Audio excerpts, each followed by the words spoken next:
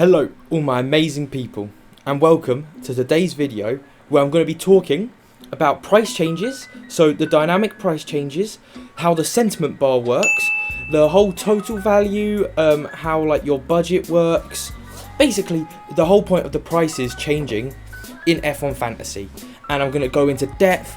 I've done my research on 2 or 3 websites to make sure, because I got a comment from someone to make this video, and it is true that there's not much stuff going around actually telling you what it is and how it works. And to be honest, for a while I was a bit confused, but I understand it a lot better now, and hopefully I'll help you understand it a bit more as well. So let's get into it. Oh, and also make sure to like and subscribe. Right, now first off, the main thing to understand is dynamic prices is a lot like stocks, okay? You sell and you buy. Basically, the more people buy, so the more popular it is, the price is going to go up. The more people sell, the lower the price will be. This also accumulates to their performance. So if their performance is good, their price will go up. And if their performance is shit, it will go down. Which is, quite self-explanatory. Right, and then one of the other main things is, I didn't know this as well when I first started to research on it, just when the prices change, because at the minute, you'll see later on in the video when I show it with the sentiment bars and stuff, prices haven't really changed. I think you'll see later on in the video as well, there's been a few price changes, but nothing over dramatic. And when you see Leclerc get in first place, I thought he was going to shoot up to 30 million, because that made sense, almost everyone's buying him. But nothing's changed, and I feel like maybe it's because it's the start of the new season. The game doesn't want to fuck it up just in case Ferrari do not have the best car in a race or two, because Red Bull and Mercedes catch up, and then all of a sudden they've got their car really expensive, or their drivers really expensive. So the main thing to take away from this video is the dynamic price changes mean that every day prices can move up and down, because you, the player, choose when buying and selling what goes up and what goes down. Of course there's the performance value, but a lot of it involves who's picking what and not picking what. So just make sure prices can change any time. So probably get on your Leclercs now, just before their prices change. But at the end of the day, I don't know why it hasn't really changed. I'm hoping it's just because it's the first race of the season, and they're just trying to get used to the continuous dynamic price changes. Because the way the game works, there should be changes by now. That's how it shows. There are changes, just not massive ones. And from what I've seen, just remember this: prices can change from the first race onwards now. So the prices can move now, just for some reason they haven't.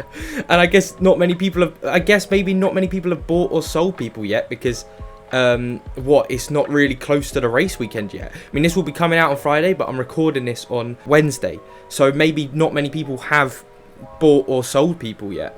But also, a lot of people picked Ferrari and Leclerc straight away. The only price changes are the Alfa Romeos and the McLarens, because basically everyone picked Ferraris and McLarens, and basically nothing's changed because everyone's still got Ferraris.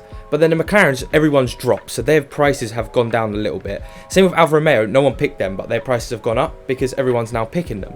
So I think hopefully that's how it's going to work. But anyway, let me get on to the next thing, which is sentiment value.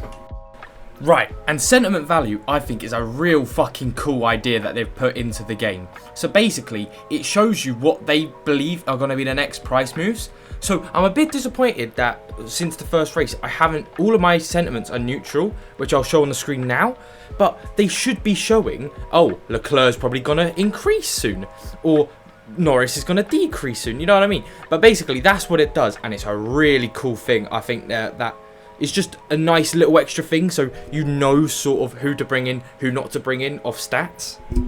And now, onto one of the last things I'm going to talk about, which is total value, which I think is really cool as well. Because basically, in the game, if you sell Leclerc, you're not going to just get back what you bought him for. You're going to get him back at the price you sell him for.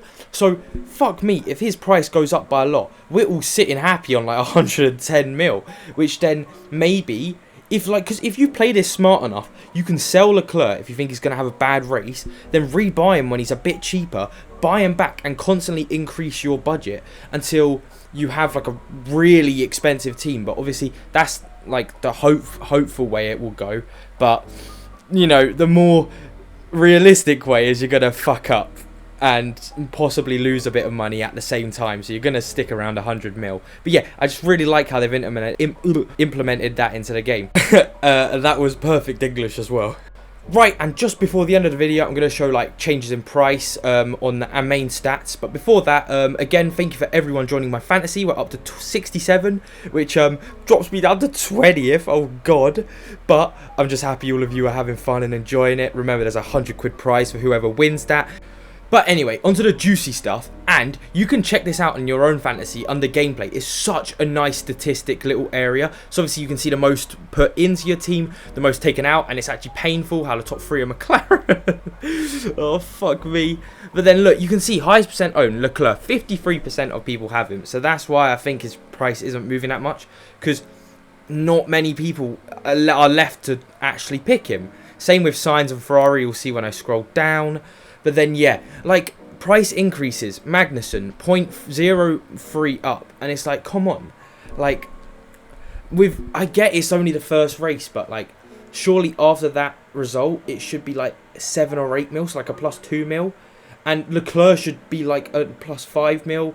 And the McLarens should drop down, like, 3 or 4 mil at least. But I guess I'm hoping the fantasy website know what they're doing. But, yeah, this... And then I'm going to show now another website which is good for looking at price changes that I found. And it helped me understand the rules a bit more of the dynamic prices. But yeah, I love looking at these stats. They're so fun to see. But that's basically it. I hope all of you understood it well. I hope you all enjoyed the video as well. Like and subscribe. And of course, I'll see you in a bit.